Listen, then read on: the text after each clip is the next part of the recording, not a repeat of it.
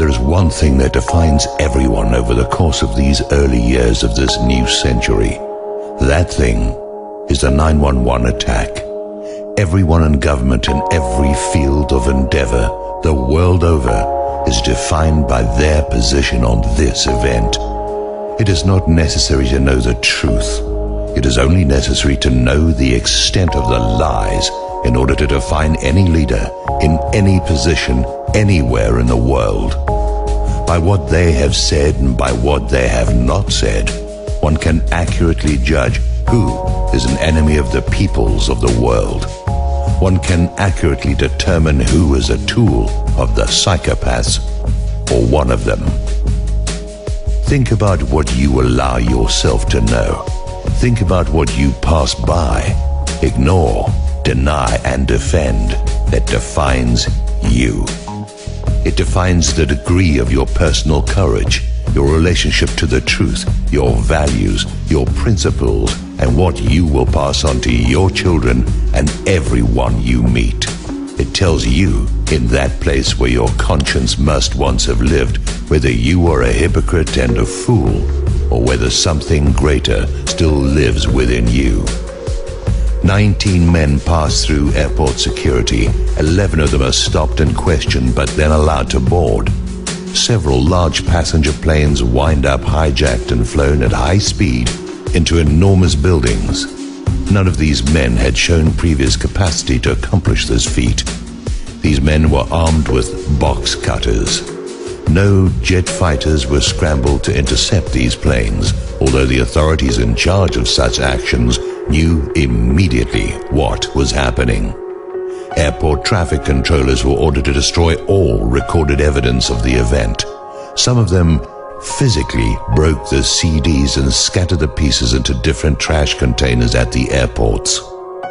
Within hours, 3 of the biggest buildings in the city, buildings designed to absorb the impact of the very planes which hit them, all crumbled into their own footprints at the speed of free fall. It was said that the fire, which burned below the melting point of steel, caused this to happen. No fire in history had previously accomplished such a thing, not once. Previous fires had burned hotter and longer, yet no building fell. Now, 3 have fallen in one day. Months later, the wreckage burned white hot beneath the surface, and clear cuts and support beams were photographed. A passport from one of the hijackers appears on a city street, undamaged. Cars are discovered at airports with flight training videos and Qurans. Apparently the men, who were deeply religious enough to give their lives to attack these buildings, thought nothing of leaving their sacred texts behind. Some weeks later, 7 of the alleged hijackers are found to be alive in their native countries. Some days earlier, some of these men were observed drinking and having lap dances in a Florida bar. This sort of behavior is not normal for such men as these. Around the same time, the ringleader of these men and some associates were observed by the FBI boarding a gambling boat belonging to Jack Abramoff. These men were tracked to Las Vegas and watched by the FBI, yet they passed through the airport security checkpoints. Even though 11 of them were stopped and questioned, they still boarded. On the day of the event, several men were observed videotaping the attack as it happened. They were seen to be dancing and celebrating as well. The police stopped and arrested them. They were found to be Mossad agents. Sometime later, they were quietly released and returned to their home country with no reasons given. The men videotaping and celebrating had to have known about the attack in advance in order to have been in a position to film it. Members of the Bin Laden family, the man accused of masterminding the attack, were immediately flown out of the country. Bin Laden denied any connection to this attack. Direct evidence of this exists, and no evidence of his admitting his involvement exists. All of this is fabrication and hearsay. No one can present such information other than one fabricated video that was proven false by the world's leading forensic experts in Switzerland. Many insist It is true, but no one has such evidence. Go look. Show it to me.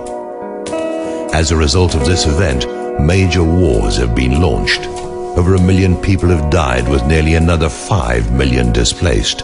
An investigation was launched into the event against the wishes of the president and vice president and rubber-stamped with pre-dawn conclusions, even though the evidence did not support these conclusions.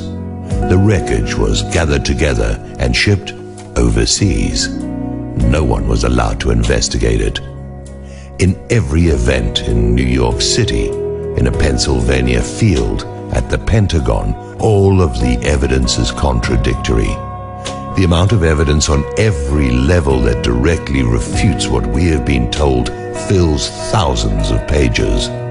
Meanwhile, the administration and the Congress belligerently oppose any inquiry into the matter. People in government who have questioned the official story have been fired from their jobs or driven from office by the very party they are a member of. University professors are fired for discussing it. Major websites composed of experts in their fields are ignored and even censured.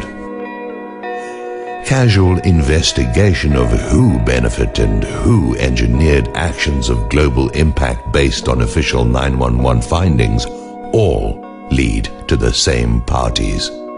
It is incontrovertibly true that one organization, PNAC, called for an attack on American soil in order to facilitate what followed. Members of this organization held key positions in and around the present administration. Therefore, here is what you must know, given that the official story is patently absurd. Anyone who promotes the official story, who accepts the official story, who oppresses those who doubt the official story, who does not question the official story, is involved or too stupid to pat their head and chew gum at the same time. Any presidential candidate who does not dispute the official story is a traitor to their nation and a tool of those who accomplished this attack.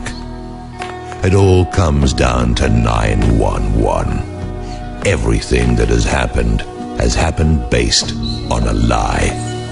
Everyone in government, in the media, in entertainment, in organized religion, in the public eye, and in the public who accepts and promotes the official story is either a traitor or a tool.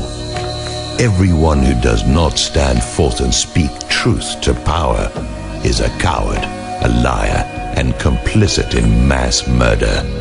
Everyone, everywhere, can be measured according to this litmus test.